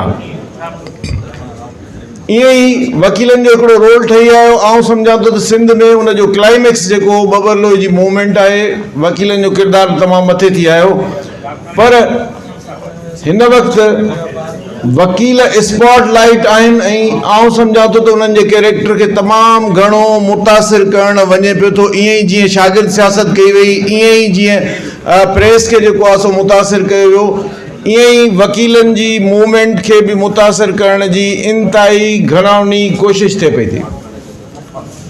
बदकिस्मती सां असांजे ई खोड़ दोस्तनि जो उन में किरदारु आहे जेको आहे सो उहो अदा कनि था ऐं अॻियां हली ॾिसंदा त उहे आउं सम्झां थो त इहे बार एसोसिएशन्स बि मुमकिन आहे त गैर अहम थी वञनि। इंतिहाई संजीदगी सां जेकॾहिं हिकिड़ो किरदारु ठहियो आहे त उन्हनि खे आउं सम्झां थो त बचाइणो पवंदो, पंहिंजो ख़ुदि जाइज़ो वठिणो पवंदो, न त ॿी सूरत में शागिर्दनि वांगुरु सहाफ़ियुनि वांगुरु ईंदड़ वक़्त में वकील बि गैर अहम थी वेंदा। तव्हां सभिनी दोस्तनि जी महिरबानी जो मूंखे तव्हां ॿुधो। Thank U. सरार चांग साहब असांजो आयो आहे, जनरल सेक्रेटरी बि आहे, बहादुर क़िस्म जो असांजो पुरजोश बहादुर नौजवान यंग, मां उनखे गुज़ारिश कंदुसि त साईं जन अचनि ऐं पंहिंजो मुख़्तसिर क़िस्म जो क़ासिम लताज जो हीउ जेको असांजो ट्रिब्यूट था पेश कयूं उनखे पेश कनि। छो जो तव्हां खां पोइ आहे के बि साहब वरी महिरबानी। जंहिं वक़्तु चरागे शाम बरे ऐं मैखाने में जाम बुरे, त वक़्तु असांजो पंध परे पंहिंजो बि परायो आ प्यारा, हीअ सैन न ॾींदी चैन उथी ॾिस कोई आयो आ प्यारा, शायदि ही साॻियो रमतो आ अॻु जीअं उञायो आ प्यारा। दोस्तो जीए सिंध सभिनी दोस्तनि जी तमामु घणी महिरबानी जन अॼु नए साल जी शुरूआति थियण वञे पई ऐं उते ही हिकिड़ी बामाना महफ़िल सजाई आहे ऐं एॾा सारा संजीदा जदोजहद कंदड़ पुराणा शागिर्द सियासत जा असांजा अॻवान, मौजूदा दौर जा असांजा दोस्त जेके जदोजहदनि में आहिनि, उन्हनि सभिनी खे हिन कठ में गॾु कयो आहे। उन ते दोस्त जसल आणनि ऐं उन्हनि जूं वॾियूं वॾियूं महिरबानी।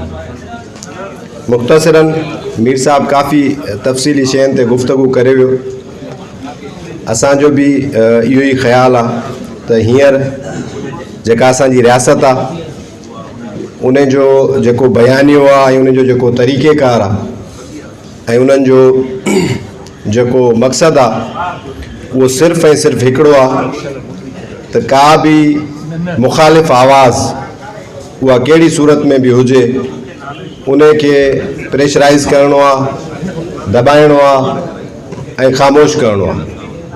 पोइ उहा ख़ामोशी चाहे कंहिं लालच जे ज़रिए थिए, चाहे कंहिं ख़ौफ़ जे ज़रिए थिए, या जेकॾहिं ॿियो को बि हल नथो निकिरे त पोइ उन जी ज़िंदगी खसे ॿी मुख़ालिफ़ आवाज़ खे ख़ामोश करिणो आहे। हींअर तव्हां ॾिसो चौफेर असां नज़र फेराईंदासूं त का बि कुवत अहिड़ी नज़र न पई अचे जेका सही माना में जदोजहद करे सघंदी हुजे, या त उहे मसलियतनि जो शिकार हूंदा या जेकॾहिं चाहींदा बि हूंदा त बि उन्हनि जी उहा कुवत रही न आहे त उहा भरपूर नमूने जी का जदोजहद हलाए सघनि। ऐं सिंध में ख़ासि तौर ते जेका असांजी क़ौमी सियासत आहे माज़रत सां उहा ॾाढी कमज़ोर पोज़ीशन में आहे। अॻु में कॾहिं बि अहिड़ो ख़ाल सिंध में पैदा न थियो आहे, पर हींअर उहे बिल्कुलु जदोजहद जे मैदान में आहिनि, पंहिंजे वित ऐं वसार जदोजहद कनि था पिया, पर उन खां तमामु घणी वधीक जदोजहद जी ज़रूरत आहे हिन दौर में। उन मौक़े ते मां सम्झां थो त पूरे पाकिस्तान जे अंदरि ऐं ख़ासि तौर ते सिंध जे अंदरि असांजी वकील बिरादरी, असांजो बार एसोसिएशन्स ऐं उन्हनि जा नुमाइंदा ऐं दोस्त जेके जदोजहदनि में हलनि था पिया, उहे वाहिद अहिड़ी कुवत आहिनि जेके रियासती इदारनि सां, इस्टेब्लिशमेंट सां, सियासी पार्टियुनि सां हर महाज़ ते, हर सिंध जे इशू ते, ह्यूमन राइट्स जे हवाले सां, पंहिंजे दरिया जे हवाले सां जदोजहद हुजे, या सिंध जा जेके ॿिया वसीला आहिनि, सिंध जूं ज़मीनूं हुजनि, ॿिया मामला हुजनि, कारूंजर जो मसइलो हुजे, खीरथर जो मसइलो हुजे, उन्हनि सभिनी ते उहे जदोजहद कंदे नज़र तव्हांखे अचनि था पिया। ऐं बबुलो जी तहरीक उनजी पीक पॉइंट हुई जंहिंमें सॼी सिंध पाण मल्हायो ऐं उहो सिंध जो प्यार हुयो, सिंध सॼी जो हिकिड़ो ट्रस्ट हुयो वकीलनि जे अंदरि त हीअ जेका ॻाल्हि कनि था उन ते बीहंदा ऐं जेकॾहिं हीअ उन ते बीहनि था असां सभु उन्हनि सां गॾिबासूं त असांखे भरपूर नतीजा मिलंदा ऐं तव्हां ॾिठो त उन जा नतीजा बि मिलिया। पर उन खां फ़ौरन पोइ साज़िशूं त अॻु में बि हली रहियूं, हाणे बि हलनि थियूं। हींअर उन सॼे मामले खे न सिर्फ़ु ख़रीद करण जी कोशिशि कई थी वञे ऐं थी सघे थो त खोड़ सारा माण्हू ख़रीद थी बि चुका हुजनि जेका असां तव्हांखे अॻिते हली ख़बर पवे, के मसलियतनि जो शिकार थी विया हुजनि, कंहिंजा ॿिया पंहिंजा के मज़मूम मक़ासिद हुजनि जंहिंजी हासिलात जे लाइ हू कोशिशि कंदा हुजनि, पर ओवरऑल मुआशरे में वकील जो जेको चहिरो बबरलो तहरीक जे ज़रिए पूरी आवाम जे साम्हूं आयो, जंहिंमें वकील खे हिकिड़ो सिंध दोस्त, अवाम दोस्त, इंसानी हक़नि जे लाइ विढ़ंदड़ तबिको करे पेश थियो, उन खे हाणे ॿिए तरफ़ खयो थो वञे। उन में न सिर्फ़ु साज़िशूं शामिल आहिनि, पर असांजा पंहिंजा दोस्त, चाहे पोइ उहे ॼाणी वाणी उहे मामला कंदा हुजनि या अणॼाणाई में ग़लतियुनि जे तौर ते उहे शयूं कंदा हुजनि, हाणे उहो अहिड़े क़िस्म जो माहौल पैदा कयो थो वञे त वकीलनि खे जीअं दहशतगर्द करार ॾेई सघिजे, जीअं उन्हनि खे फॾाखोर करार ॾेई सघिजे, जीअं इहो चइजे त वकील जेके आहिनि उहे सिर्फ़ु ऐं सिर्फ़ु मनमानी करणु ॼाणींदा आहिनि, उहे क़ौम ऐं आइन ऐं कानून जी हुकुमरानी जे लाइ का बि सही तरीक़े जी न को सोच रखनि था, न को वाट रखनि था, त वकीलनि खे अहिड़ो करे पेश कयो वञे जो इहो तासुर मिले त वकील जेके आहिनि उहे दहशतगर्द आहिनि। उन में हाणे असांजो किरदारु छा थो रहे? जेको बि माण्हू बाशऊर आहे, मां वकील दोस्तनि जी ॻाल्हि कयां थो, या असांजूं जेके बार एसोसिएशन्स आहिनि, या असांजा बार काउंसिल जा नुमाइंदा के बि साहब वेठो आहे, मीर साहब, ॿिया दोस्त वेठा आहिनि, या असांजा सीनियर दोस्त सरकी साहब जहिड़ा, हिसवाणी साहब जहिड़ा, धणी बख्श वेठो आहे, ॿिया दोस्त वेठा आहिनि, ज़ुल्फ़कार वारा सभु, जिन हमेशह जदोजहद कई आहे। न सिर्फ़ु शागिर्दी वारे ज़माने में शागिर्द सियासत उन्हनि कई, शागिर्द जदोजहद कई, प्रैक्टिकल जेका क़ौमी सियासत हुई उहा कई, पर बार जे अंदरि बि हमेशह उन्हनि सही नुमाइंदा चूंडण में, बार के सही रुख हलाइण में, बार जा असुल जेके मक़सद आहिनि उन खे हासिल करण में, उन में पंहिंजो किरदारु अदा करण जे लाइ हमेशह उहे पंहिंजी कोशिशि कंदा रहिया आहिनि। त हाणे उन सॼे अमल जी ज़रूरत अॻे खां वधीक थी वई आहे।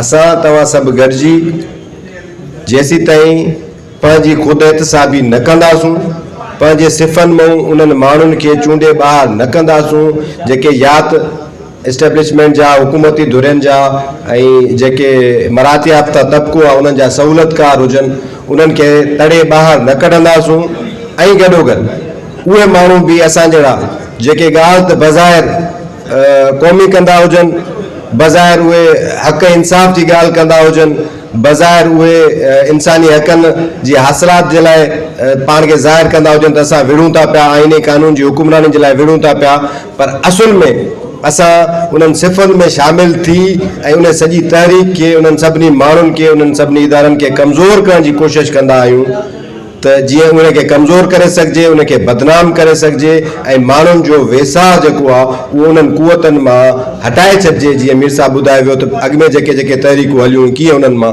माण्हुनि जो वेसाह ख़तमु कयो वियो ऐं हाणे उहे बदनाम थी विया, पोइ माण्हू बि उन्हनि ते ट्रस्ट करण जे लाइ तयारु न आहिनि ऐं उन्हनि में पाण में बि उहा कुवत न रही, छो जो उहे करप्ट बि थी विया, मसलियत पसंद भी थी विया, मराती याफ़्ता भी थी विया। उन सॼी तहरीकूं जेके हलियूं हुयूं, शागिर्दनि जूं हुजनि, सहाफ़ियनि जूं हुजनि, अदीबनि जूं हुजनि, उहे सभु जूं सभु ख़तमु थी वियूं। तीअं हाणे वकीलनि जी तहरीक बि उन तरफ़ वञे थी पई। असांखे हक़ पटणी पवंदी, असांखे ख़ुदि एहतिसाब बि करणी पवंदी, असांखे दुश्मन सां बि विढ़णो पवंदो, पर पंहिंजे सिफ़नि में मौजूदु जेके उहे माण्हू आहिनि जेके उन तहरीक खे कमज़ोर कनि था, उन्हनि सां बि असांखे मुआदो अटकाइणो पवंदो। ऐं जेसीं ताईं असां हक़ सच जी ॻाल्हि न कंदासूं, ख़ुदि एहतिसाबी न कंदासूं, तेसीं ताईं काई बि शइ कामयाबु न थी सघंदी। उन सां गॾोगॾु आख़िरी हिकिड़ी ॻाल्हि त हिकिड़ी ॻाल्हि सभिनी माण्हुनि खे, पूरी सिंध खे ख़ासि करे इहा सम्झणु घुरिजे त वकील का सियासी पार्टी न आहिनि, न को का सियासी कुवत आहिनि। वकीलनि मां एॾी वॾी उमेदु लॻाइण त वकील सिंध जे हर मसइले जो, हर क़ौमी मसइले जो, सिंध जे जेके हक़ आहिनि, इंसानी हक़ आहिनि, उन्हनि जे तहफ़ुज़ जो या आइन कानून जी जेका जंग हले थी पई उन्हनि जो, या सिंध जा वसीला बचाइण जूं जेके बि मामला हलनि था पिया, उहे सभु जा सभु मामला वकील कंदा, इहा मुंहिंजे ख़्याल में ख़ाम ख़्याल या इन मां निकिरी अचणु खपे। इहो असुलु कमु सियासी पार्टियुनि जो आहे। सियासी पार्टियूं जीअं सरदार शाह उन्हनि चयो त सिंधी मौसीक़ी में ख़ाल हुयो त उहो ख़ाल जेको आहे उहो माशूक शर अची भरियो आहे। सो ईअं सिंध जी क़ौमी सियासत में हिकिड़ो तमामु वॾो ख़ाल आहे ऐं तव्हां इहो सम्झो त माशूक शर न त पोइ उनखां कुझु बहितर सूरत वकील जेके आहिनि या बार एसोसिएशन्स ईअं आहिनि। तव्हां जेकॾहिं उन जे आसिरे में वेहंदो, जेकॾहिं तव्हां माशूक शर जे आसिरे में वेहंदो त उहो अची मौसीक़ी जो ख़ाल भरे त पोइ तव्हां सम्झी सघो था त मौसीक़ी कहिड़ी हूंदी ऐं माण्हू उनखे कीअं इंजॉय कंदा। तंहिंजे करे सियासी कारकुननि खे भी ख़ुद एहतसाबी करणी पवंदी, सियासी पार्टियुनि जे अंदरि भी जमहूरियत आणणी पवंदी ऐं उन्हनि कुवतनि खे असां ॾिसूं था पिया सालनि खां वठी असां हाई स्कूल वारे ज़माने खां जॾहिं थोरा थोरा एक्टिव थियासीं, थोरी सम्झ आई, किताब पढ़णु शुरू कयासीं, प्रोग्रामनि में वञणु शुरू कयोसीं, ॾिठोसीं त जेके क़ौमी तहरीकनि में माण्हू हलनि पिया अञा ताईं उहे माण्हू ई हलनि पिया, अनलेस के उहे अलाह खे प्यारा न थी विया हुजनि। बाबा ॿियो हेॾो सारो नौजवान तबिको वेठो आहे, पढ़ियल लिखियल माण्हू वेठा आहिनि थिया, उहे तव्हांजे पार्टियुनि में शामिलु छो नथा थियनि? उन्हनि खे छो नथा पाण सां गॾु कयो? छो तव्हांखे इनसिक्योरिटी आहे त जेकॾहिं असांजी पार्टी जो तादादु वधंदो त पोइ असांजी जेका हेजमनी आहे, असांजी जेका मोनोपोली आहे, उहा ख़तमु थी वेंदी? ख़ुदा इन्हनि शयुनि मां निकिरी अचो। जेकॾहिं इहो नथा करे सघो त भला सियासत छॾे ॾियो त ॿियूं के कुवतूं पैदा थियनि, ॿियूं पार्टियूं ठहनि, ॿिया माण्हू अची सियासत कनि। सॼी दुनिया में इनकलाब पिया था अचनि, नौजवान इनकलाब पिया था आणनि, असां हिते उहे साॻाई माण्हू 4 माण्हू गॾु कयो ऐं सभु को पंहिंजी कुनी अलॻि चाढ़ियो वेठो आहे थियो। त इन्हनि शयुनि में बहितरी आणणी पवंदी, सभु कंहिंखे पंहिंजो किरदारु अदा करिणो पवंदो। असां पंहिंजे वित ऐं वसाहर तोड़े जो मां चई वियुसि त असां सियासी पार्टी न आहियूं ऐं मुकमल तौर ते सभिनी मसइलनि जो हल नथा करे सघूं, पर पोइ बि आइन ऐं कानून जी हुकुमरानी जे लाइ, पंहिंजी धरती ऐं दरिया खे बचाइण जे लाइ, पंहिंजनि ज़मीनुनि खे, पंहिंजनि वसीलनि खे, इंसानी हक़नि खे बचाइण जे लाइ आइनी कानून में जेके तरमीमूं थियनि थियूं पियूं, जेके उनखे तबाह करणु, इदारनि खे तबाह करण जूं साज़िशूं थियनि थियूं पियूं, उन जे लाइ असां पंहिंजो न सिर्फ़ु भरपूर किरदारु अदा कंदा रहंदासूं, पर गॾोगॾु असां हिन प्लेटफॉर्म तो मां इहा बि ऑफर कयां थो त असां जीअं मीर साहब ॿुधायो त जॾहिं इमरान ख़ान जे दौर में सभिनी सियासी कुवतुनि खे हुननि मात करे मञाए जेलनि में विझी करे ख़तमु करे छॾियो, त पहिरियों पथर उन ज़माने में बि वकीलनि उछलायो हुयो। जेका पहिरीं ऑल पार्टीज़ कॉन्फ्रेंस थी हुई, जिन में सभिनी पार्टियुनि खे गॾु करे हुननि हिकिड़ी शुरूआति कई हुई, पोइ सियासी पार्टियुनि बि किरदारु अदा कयो, कुझु वरी मालिक बि महिरबानी थिया, जेको बि थियो पोइ हुनजो रिज़ल्ट जेको थियो। पर असां रियल वे में जेके बार एसोसिएशन्स आहियूं या असांजा जेके बार काउंसिल जा नुमाइंदा आहिनि, सिंध दोस्त नुमाइंदा आहिनि, उहे सभु गॾिजी असां इहो प्लेटफॉर्म मुहैया करण जे लाइ तयारु आहियूं। असां सभिनी दोस्तनि खे गॾु विहारियूं था, गॾिजी हिकिड़ो प्लेटफॉर्म ठाहियो, जदोजहद शुरू कयो ऐं भरपूर नमूने सां जदोजहद शुरू कयो। असां उन सूरत में वधीक बहितर ऐं इफेक्टिव किरदारु अदा करे सघंदासूं जॾहिं असां उन तहरीक जा सिपाही हुजूं। जेकॾहिं अॻुवाणी असांजे हथ में ॾींदो त पोइ अलाह ख़ैर करे हिन जदोजहद जो पोइ ईअं न थिए त पोइ जेका वकील तहरीक हुजे उहो बि माशूक शर पैदा थी वञे ऐं पोइ सिंध जो अलाह वापसि थिए। त ॾिसो कणकण न हणो ही शोर अजायो आहे प्यारा, का राति ॾिसो का बात कयो, ईंदो न वधी वणजारो। अव्हांजे भरपूर ताड़ियुनि में मां गुज़ारिश कंदुसि बाक़ी बि लिगारी साहब खे, जेको असांजो तमामु मुहतरम आहे, भाउ आहे, ताज़ो आर्मी बि खटी आयो आहे। कारी रात जा पर्दा वराइनि पिया, मां पिरह तां पर्दा हटायां थो पियो। दोस्तो, कंहिं दोस्त कहिड़ी ॻाल्हि कई, कंहिं दोस्त कहिड़ी ॻाल्हि कई। 2025 जो साल वकीलनि जो साल न हो, ही साल एस्टेब्लिशमेंट जो साल हो, जंहिंमें एस्टेब्लिशमेंट अहिड़ो हिकिड़ो हिन मुल्क में इतिहाद क़ाइमु कयो, अचो खुली ॻाल्हायूं, जंहिंमें जुडिशरी, अदालती निज़ाम, एग्जीक्यूटिव इदारा ऐं लेजिस्लेचर सभु हिकिड़ी जनरल जी मुट्ठी में आहिनि, जंहिंजो नालो हाणे फील्ड मार्शल आहे। कंहिं दोस्त खे ॻाल्हि वणे, कंहिं दोस्त खे ॻाल्हि न वणे।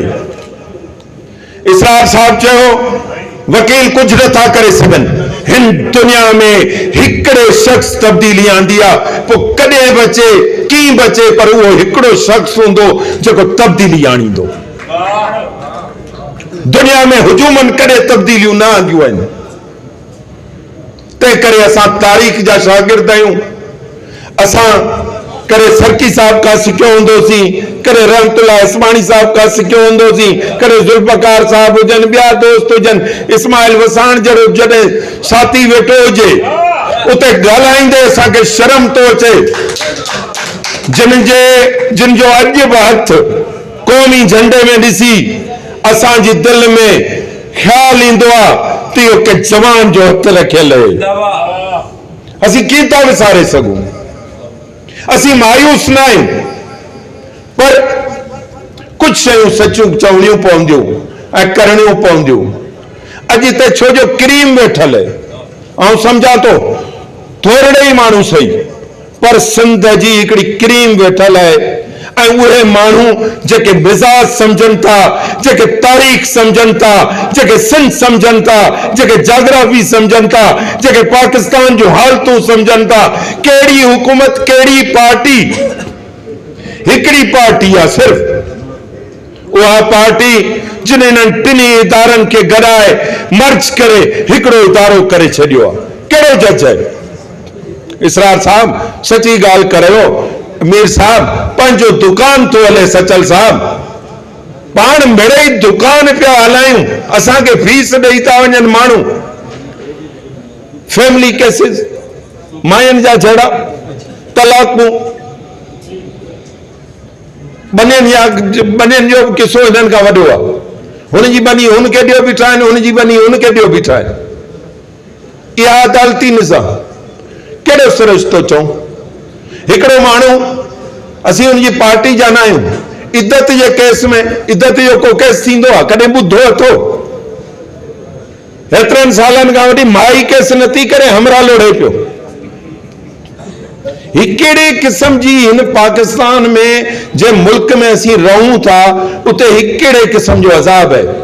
2025 साल कंहिं दोस्त चयो कॉस्मेटिक हो, वकीलनि जी जदोजहद न हुई, फलाणनि जी हुई, हिन जी हुई, ऐं हुन जो मिंट मिंट जो गवाह आहियां।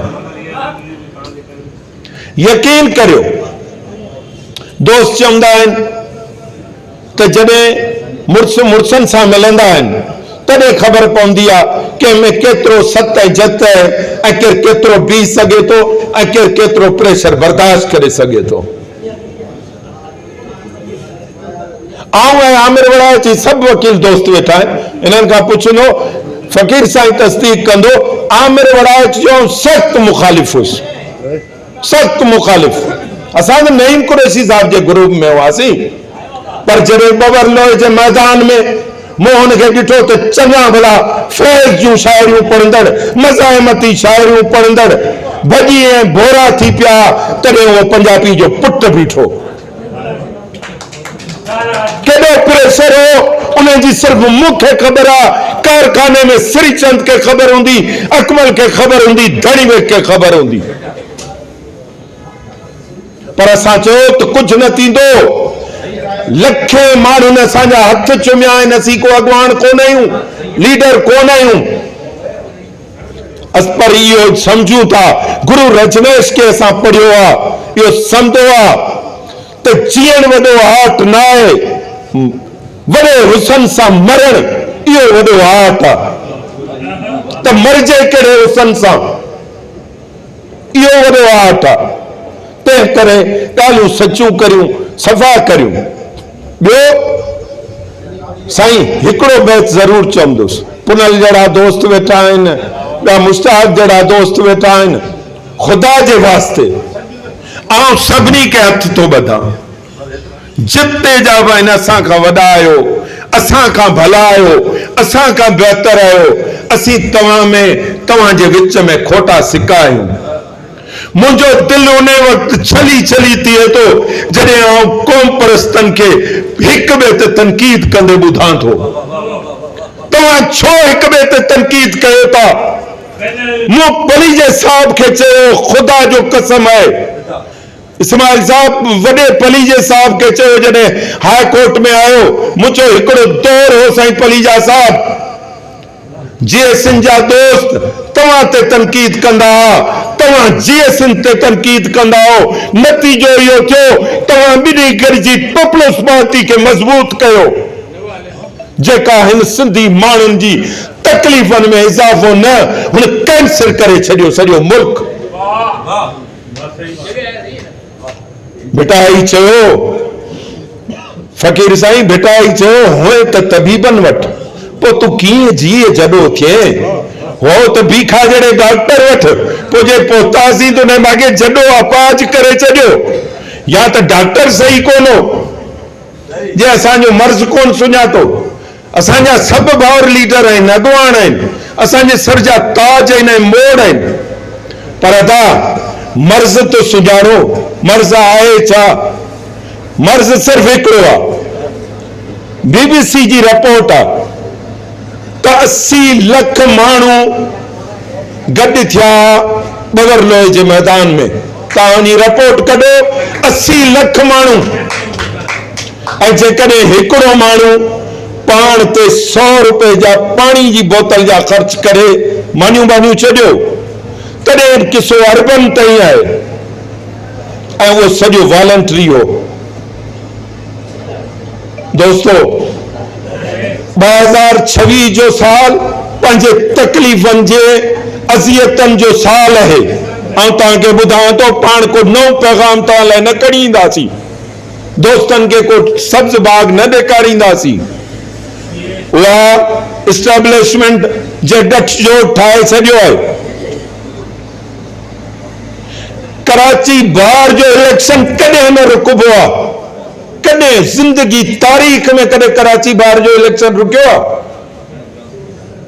को दोस्त ॿुधाए कम अज कम लाहौर बार ऐं कराची बार जो इलेक्शन न रुकबो आहे कराची बार जो इलेक्शन सिर्फ़ इन करे रुकियल आहे जो असांजे यार खां ग़लती थी वई ऐं मूं ओॾी महिल बि चयोमांसि तो तो ग़लती कई आहे तो ब्लेंडर कयो आहे इलेक्शन न थियण ॾींदा ओसी ताईं जेसीं ताईं तोखे कॉलर मां छिके विहारे न छॾीनि छो सिर्फ़ इन करे जो हुन चयो जेकॾहिं हाई कोर्ट बार जो इलेक्शन थिए कराची बार जो फ़कीर साईं इलेक्शन थिए उन खां पोइ असां तहरीक हलाइण जो ऐलान करे छॾींदासीं छो सचियूं ॻाल्हियूं नथा करियूं कंहिंखां था भॼूं मुंहिंजा दोस्तो जुडिशरी मुकमल ख़तम आहे मुकमल ख़तम जो तव्हांखे मिसाल थो ॾियां चवंदा आहिनि गारियूं थो ॾे के बि गारियूं नथो ॾे चलो हलो ठीकु आहे ॾाढो फज़ीलत सां नालो था वठूं हज़रत जनाब ज़ियाउल हसन लंजार कुदसी आलिया दामन उहो बरकातो भला ईअं नालो वठूंसि ऐं असांजा कुझु दोस्त उहे वरी साईं पीपल्स पार्टी उन्हनि जो पुछ पीपल्स पार्टी सां मिलियल आहे जॾहिं वराइच जाफ़र शाह ऐं मूं पंहिंजो वोट फेसबुक ते रखियो त असां हिननि खे वोट ॾेई आया आहियूं असां को कुंदो कमु थोरे कयो आहे असां खां पुछो सवाल पुछो पीपल्स पार्टी सॼी गेम सेकंड वोट ते खेॾी ज़ाल अंजार बैग खणे अची वेही रहियो फरियाल तालपुर उन जी बैग मोकिली ऐं असांजा वकील बीह न सघनि झूमर पई लॻे राति जो झूमरियूं पिया हणनि मूं चयो अरे मंजूर असांजो यार मंजूर सोलंकी जो बैग त थोरो ॿुधो असांजा रेट वधायो असीं त विकामणी चाहियूं था असांजा रेट वधायो असीं त विकामणी चाहियूं था असां में चित चनेसर जी असां में असीं अफ़ाल में ऐं अमाल में कादन जा असांजी जुड़ियल रहियासीं जुतियुनि में कोकाज़ या लंजार जा वो वॾी सरकार त अञा परे रही उहो त सॾु करे त अलाए छा थी वञे हिते जी ॻाल्हि आहे किथे आहे मज़ाहिमत किथे आहे ॻाल्हि सॼण साईं तव्हांजो कलाम ख़ुदा जो कसम आहे बबर लोहे में जेकॾहिं असांखे गाइड कंदो त तव्हांजो कलाम राति जो असीं वेही ॿुधंदासीं त विड़बो कीअं आहे जहिड़ो की कबो जंग की कबी ख़ुदा गवाह आहे मुंहिंजे अॼु वाल ते तव्हांजो कलाम शेयर थियल आहे जेके लखे माण्हुनि ॾिठो लखे माण्हुनि लाइक कयो असां तव्हां दोस्तनि जे वसल सां तालुक सां बदर साहब तव्हां हेॾो काज सजायो आहे ऐं मेड़ खणी अॼु उन सभिनी सियासी जमायतनि जे दोस्तनि खे इहा अजरक मेड़ थो विझां पंज ई हिक ॿिए में जुंडा पट बंदि कयो वेहणो है तो पीपल्स पार्टी ऐं एस्टेब्लिशमेंट के खिलाफ विड़ो।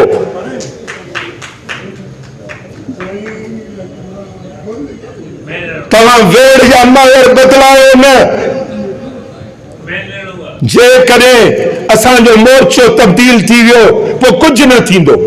पोइ असां हिक ॿिए जी जुंडा पट में पूरा हूंदासीं ऐं उहे ताक़ूती कुवतूं मज़बूत थींदियूं। ऐं ज़ाहिर आहे थोरी डिघी ॻाल्हि आहे, पर तव्हां दोस्तनि जे वुसल सां ही तव्हां क्रीम वेठा आहियो दोस्त सभु। असां ॿियो कुझु न करे सघिया हुजूं ऐं कुझु न कयो अथऊं, पर इहो ज़रूर कयो अथऊं बीठल पाणी में पत्थर उछलायो आहे वकीलनि जो लहरूं उथनि थियूं पियूं।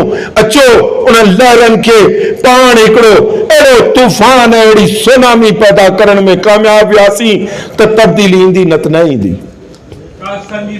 अॼु दोस्त जेके चवनि था, आउं तव्हांखे हिकिड़ी नंढड़ी ॻाल्हि थो ॿुधायां। साईं इस्माइल वसाण साहब तव्हांजे तवसल सां, ॿियनि दोस्तनि जे तवसल सां, इसरार साहब वेठो आहे, मीर साहब वेठो आहे, सचल साहब वेठो आहे। साईं मुंहिंजा जॾहिं ही ॻाल्हि मुंहिंजी गौर सां ॿुधिजो, के नालनि जो इफ्तिताह मरियम नवाज़ ऐं फील्ड मार्शल कनि था। उन फील्ड मार्शल के ही पार्टियूं एक इंच पोइते न हटाए सघियूं हुजनि, उनखे ॿ वकीलनि बि हटायो, मजबूर कयो त न असीं को मुल्क जा मुखालिफ न आहियूं। असांजो इहो अलमियो समझो, ग़लत समझो, जेका ॻाल्हि समझो, पर असीं चऊं था मुल्क कहिड़ो हुजे, मुल्क उहो हुजे जेको साईं जेम्स ठाहियो, जेको साईं जेम्स जे अखियुनि में ख़वाब हो। ही कहिड़ो कुड़ी जो ठगी जो ठाहे। पहिरियों दफ़ो पाकिस्तान बार काउंसिल में विया आहियूं, मुंहुं ॻाल्हायो। साईं पंजाब जो जुल्फकार 11 सीटूं, सिंध जूं 6 सीटूं, बलोचिस्तान जी हिकिड़ी सीट ऐं डेमोक्रेसी जा चैंपियन आहिनि पीपल्स पार्टी जा दोदा। असां जमहूरियत, असां जमहूरियत।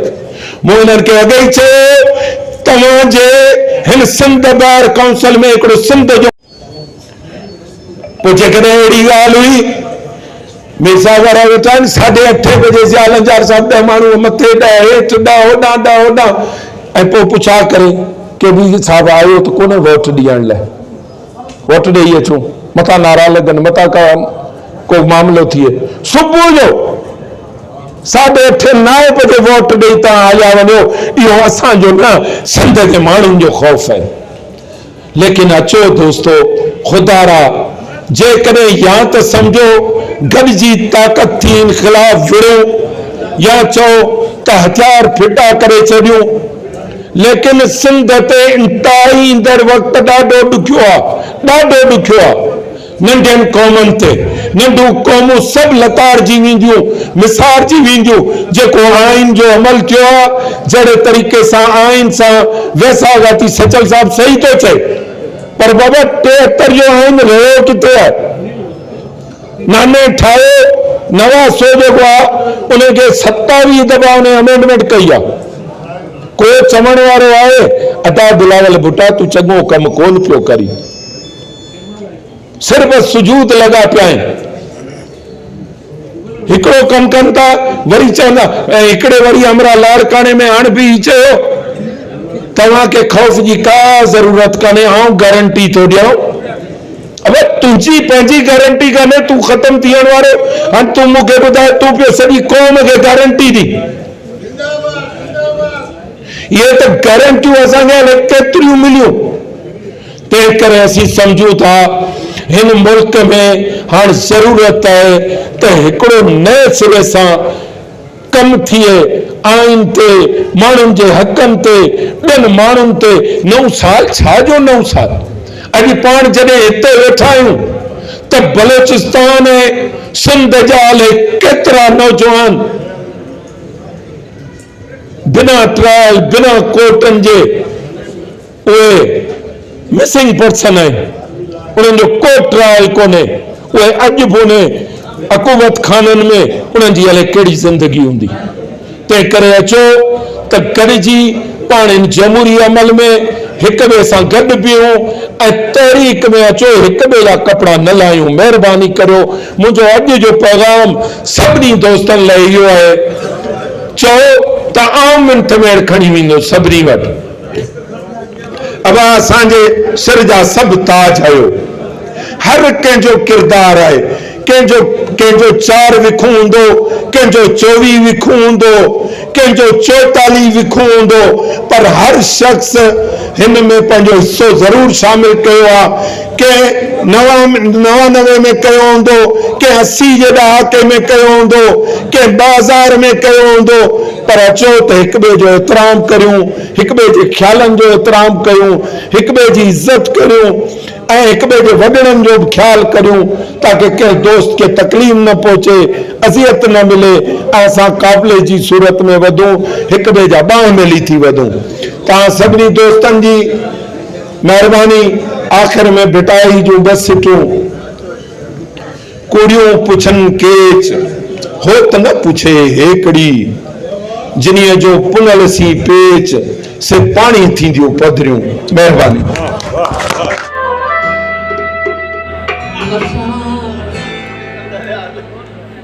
असां त नेणनि मां पीअंदा,